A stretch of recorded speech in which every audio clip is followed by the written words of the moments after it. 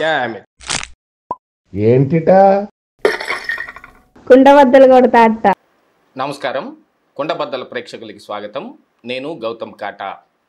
ఈ వీడియోలో నేను మీతో చెప్పాలనుకునే అంశం, జగన్కి దిమ్మ తిరిగిపోయి మైండ్ బ్లాక్ అయ్యే రిటర్న్ గిఫ్ట్ స్టార్ట్ అయిపోయింది. కొత్తగా ప్రభుత్వంలోకి వచ్చిన తెలుగుదేశం పార్టీ నిన్న తాడేపల్లిలోని ఈ వైఎస్ఆర్ కాంగ్రెస్ పార్టీ కార్యాలయం నిర్మాణంలో ఏదైతే ఉందో అది నిబంధనలకు విరుద్ధంగా ఉల్లంఘనగా ఉంది అని చెప్పి బుల్డోజర్లతోటి కూల్చేయటం జరిగింది. జగన్మోహన్ రెడ్డి అప్పుడు విపక్షంలో ఉన్న ఈ టీడీపీ నాయకుల ఇళ్ల మీదకి ఏ రేంజ్లో వెళ్ళాడో దానికి రిటర్న్ గిఫ్ట్ ఈరోజు స్టార్ట్ అయిపోయిందా? ఈ వైఎస్ఆర్ కాంగ్రెస్ పార్టీ ఈ కార్యాలయాన్ని కూల్చివేత వెనుకున్న అసలు కారణాలు ఏమిటి?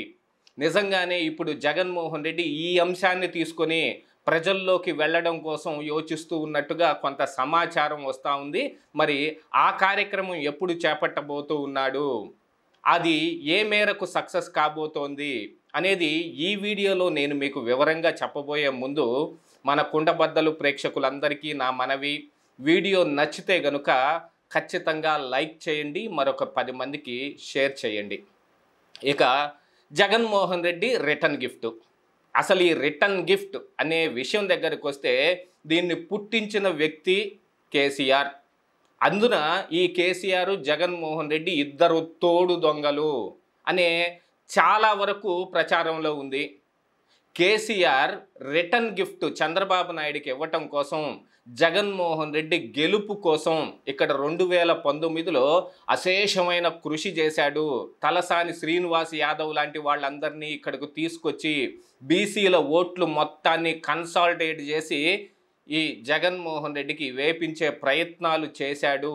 అప్పుడు అది సక్సెస్ఫుల్గా నడిచింది. కేసీఆర్ కూడా చంద్రబాబు నాయుడు ఎంత అసలు ఆఫ్టర్ ఆల్ అతను ఏంటి చాలా చిన్న స్థాయి, మాతో పెట్టుకుంటే మామూలుగా ఉండదు అని పెట్టరేగిపోయాడు. ఇలాగనే టీవీల ముందు కూడా మాట్లాడాడు. ఆ తరువాత ఏం జరిగింది అందరికీ తెలుసు. 40 సంవత్సరాల సుదీర్ఘ అనుభవం ఉన్న చంద్రబాబు నాయుడు ఒకసారి ఓడిపోయినందుకో, 2 సార్లు దెబ్బతిన్నందుకో, బీజేపీ తోటి ఆయనకున్న విభేదాల మూలంగా పైన కేంద్రంలో ఉన్న వాళ్ళు వీళ్ళకి సహకారం అందించటం మూలాన వీళ్ళు చేసిన ఈ వికృత క్రీడలు మొత్తం ఇప్పుడు రిటర్న్ గిఫ్ట్ రూపంలో వాళ్ళకి అందుతున్నాయి. ఎవరిది ఎక్కువగా ఉంచుకోకండి, వాళ్ళకి తిరిగి ఇచ్చేసేయండి, లేకపోతే లావ్ అయిపోతారు అన్నట్టుగా మరి వాళ్ళకి తిరిగి ఇవ్వాల్సిందేగా. ఏ బుల్డోజర్లని, ఏ క్రేనుల్ని, ఏ ప్రొక్లైనర్లని వాడి జగన్మోహన్ రెడ్డి అప్పుడు విపక్షంలో ఉన్న టీడీపీ నాయకుల ఇళ్ల గోడలు పగలగొట్టడం, అసలు ఇళ్ళే పగలగొట్టడానికి ప్రయత్నాలు చేయటం, మనుషుల్ని లేపేయటానికి ఉన్న విస్తృత ప్రయత్నాలన్నీ చేశాడు. రఘురామకృష్ణరాజు విషయంలో జరిగింది అదే. కొంచెం అటు ఇటుగా తేడా వచ్చుంటే మనిషి అవుట్. ఆ విషయం రఘురామకృష్ణరాజే క్రిస్టల్ క్లియర్గా చెప్పాడు. బైపాస్ సర్జరీ చేయించుకున్నాను నేను, నాకు హార్ట్ ప్రాబ్లం ఉంది, మీరు ఎక్కువగా అక్కడే కాన్సన్ట్రేట్ చేస్తూ ఉన్నారు, మీరు నా గుండెల మీద కూర్చుంటున్నారు, జాగ్రత్త అని చెప్పినా కూడా అదే పని రిపీట్గా చేశారు. ఆయన గట్టి పిండం కాబట్టి ఇంకా ఆయన మిగిలిన్నాడు. లేదు ఒంటూపురోడు నా ఓటు బక్కోడైతే ఎప్పుడో టపా కట్టేయటమే. అలాంటి ప్రయత్నాలన్నీ చేశారు కదా. అసలు ఇలాంటివన్నీ చేసి మరి అధికారం కోల్పోయిన తర్వాత అప్పుడు అధికారంలోకి వచ్చిన వాళ్ళందరూ నీతిగా న్యాయంగా ఉండాలి, ఒకంత చూసి చూడనట్టు ఉండాలి అని అంటే ఎందుకుంటారు? అసలే లోకేష్ రెడ్ బుక్ అనే ఒక పేరు పెట్టుకొని అందులో చాలామంది పేర్లు రాసుకొని ఆయన ఏదేదో ప్రయత్నాలు చేసే కార్యక్రమంలో ఉన్నాడు. కాకపోతే రెడ్ బుక్ అంత సక్సెస్ అవుతుందా అవ్వదా అనే విషయాన్ని తీసి పక్కన పెట్టేస్తే ఇప్పుడు చంద్రబాబు నాయుడు కూడా ఇలాంటి విధ్వంసకరమైన వ్యవస్థలన్నిటినీ పెట్టుకొని ఇప్పుడు ఆంధ్రప్రదేశ్ రాష్ట్రాన్ని గాడిలో పెట్టడం, ఈ 40 సంవత్సరాల ఆయన సుదీర్ఘ ప్రయాణంలోనూ ఇంత ఎక్స్పీరియన్స్లోనూ ఆయన ఎప్పుడు ఫేస్ చెయ్యింది. మొన్న ఆయన చంద్రబాబు నాయుడే ఆయన నోటితోనే చెప్పటం జరిగింది, ఇలాంటి నా జీవితంలో ఎప్పుడూ కనీ విని ఎరగలేదు అని. అలాంటి ఆయన కూడా ఇప్పుడు నియంత్రణ పేరుతోటి చర్యలు తీసుకోబోతున్నాడు అని అంటే వైఎస్ఆర్ కాంగ్రెస్ పార్టీ కార్యాలయాలు నిర్మాణంలో ఏవైతే ఉన్నాయో వాటిని ఎందుకు కూల్చివేస్తున్నారు? దానికి గల కారణం ఏంటంటే మరి వీళ్ళందరూ అలానే చేస్తారు.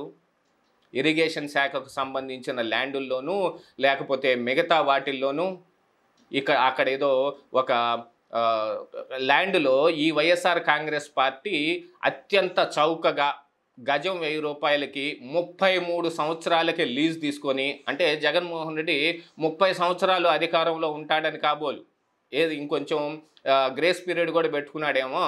ఆయనే చెప్పింది 30 సంవత్సరాలు నాకు అధికారంలో ఉండాలని ఉందని.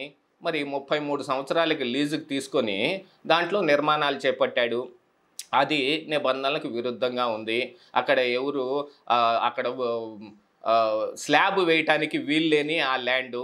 దీని అంతటికి మళ్ళీ ఆళ్ల రామకృష్ణారెడ్డి తెరపైకి రావటం, ఎక్కడెక్కడ ఏమేమి ల్యాండ్స్ ఉన్నాయో వాళ్ళకి ఐడెంటిఫై చేసిస్తే వాళ్ళు కొట్టేయాల్సిన ల్యాండ్లు మొత్తం కొట్టేసిన తర్వాత మిగతా వాటిని ఇలాగ చౌకగా వైసీపీ పార్టీ జిల్లా కార్యాలయాలు కట్టుకోవడానికి, ఏదో కేంద్ర కార్యాలయం కట్టుకున్నారు, దానికి ఏదైనా గవర్నమెంట్ ల్యాండ్ అలాట్ చేసిందంటేనో లేకపోతే గవర్నమెంట్ చౌకగా వాళ్ళకి ల్యాండ్ ఇచ్చిందంటేనో ఒక అందం. ఎందుకంటే పార్టీ కేంద్ర కార్యాలయం కాబట్టి, ఆ పార్టీ మనుగడ ఈ రాష్ట్రానికి కూడా అవసరం ఉంటుంది కాబట్టి, అసలు జిల్లా కార్యాలయాలకు కూడా ఇలాగనే గవర్నమెంట్ ల్యాండ్ని అత్యంత చౌకగాను, అసలు ఆ నిర్మాణాలు చేపట్టకూడని ఆ ప్రాంతాల్లోనూ, ఇప్పుడు తాడేపల్లి సీతానగరంలో జరిగింది అదే. ఇప్పుడు ఆ కూల్చివేతకు గురైన వైఎస్ఆర్ కాంగ్రెస్ పార్టీ కార్యాలయం అలాంటిదే.